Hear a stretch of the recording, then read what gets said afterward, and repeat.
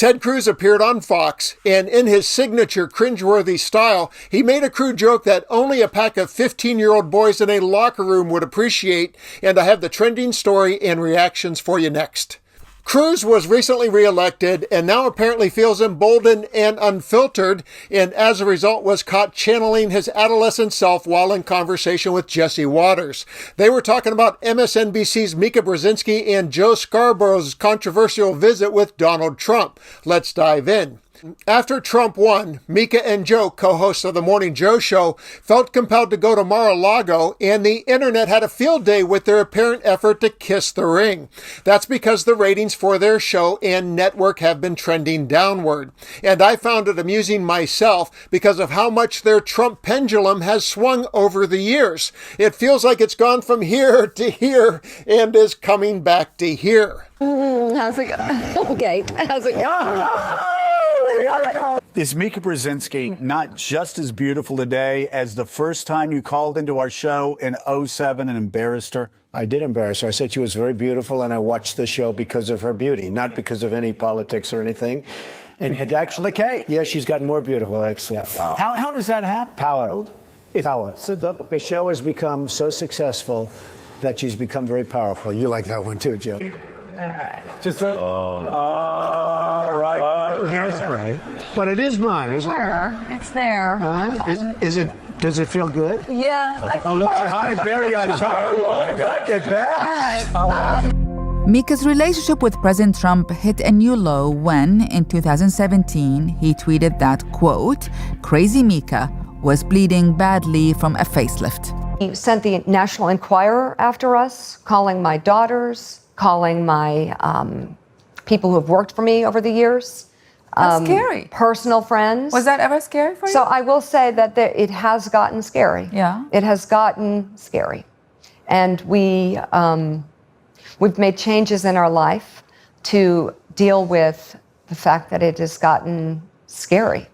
I mean, as in you're worried about your Security, safety? yeah. Security, our family, our privacy.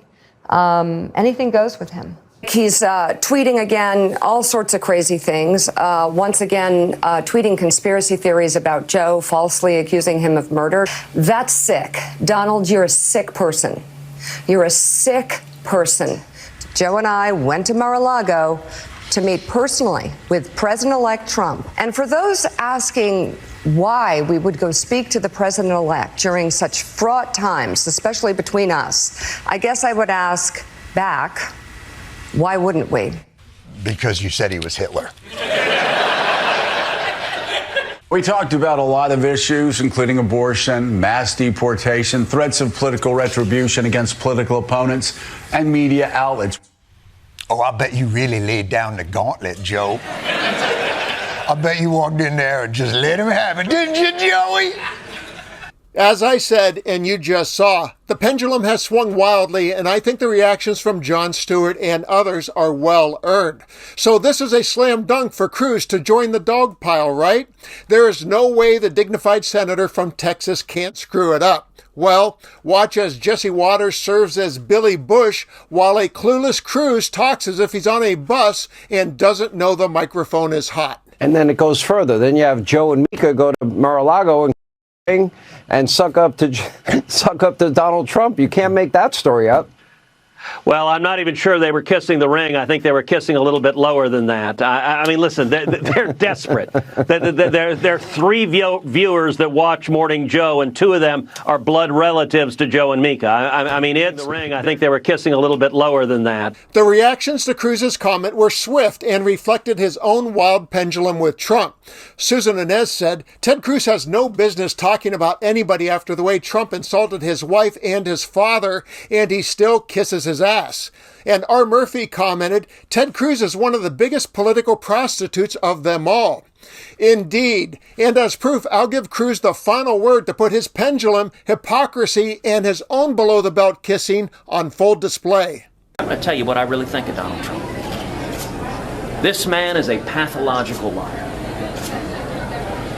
He doesn't know the difference between truth and lies. He lies practically every word that comes out of his mouth. And in a pattern that I think is straight out of a psychology textbook. His response is to accuse everybody else of lying. He accuses everybody on that debate stage of lying.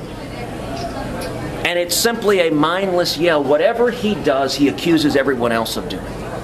The man cannot tell the truth, but he combines it with being a narcissist. A narcissist at a level I don't think this country's ever seen. The bullying. Think about your kids coming back and emulating this. I got on a plane. I flew to Trump Tower. I sat down with him, spent 4.5 hours. This is the week after the general election in 2016. And what I told him then, I said, Mr. President, we have an historic situation. We can't waste this. And I told him then, I said, listen, I want to roll up my sleeves and go to work and lead the effort to deliver on our promises. And as I look back to the Trump presidency, I think we accomplished incredible victories for the American people. But this moment, what you said there, you talked about your family. They targeted not just your dad, but also your wife. And I think a lot of people sitting at home would say, well, that's pretty cynical. I mean, this is someone who attacked your own members of your family. And what we learned from this testimony is that not only did Donald Trump know about it, he coordinated it. Look, I understand, but I knew then it was lies. It was lies then. It's but you didn't know now. Donald Trump himself was coordinating it. Of course I did. I said he did. It was obvious. And at the end of the day, I'm a big boy. I think Donald Trump is a unique character in American history. He's got backbones and guts.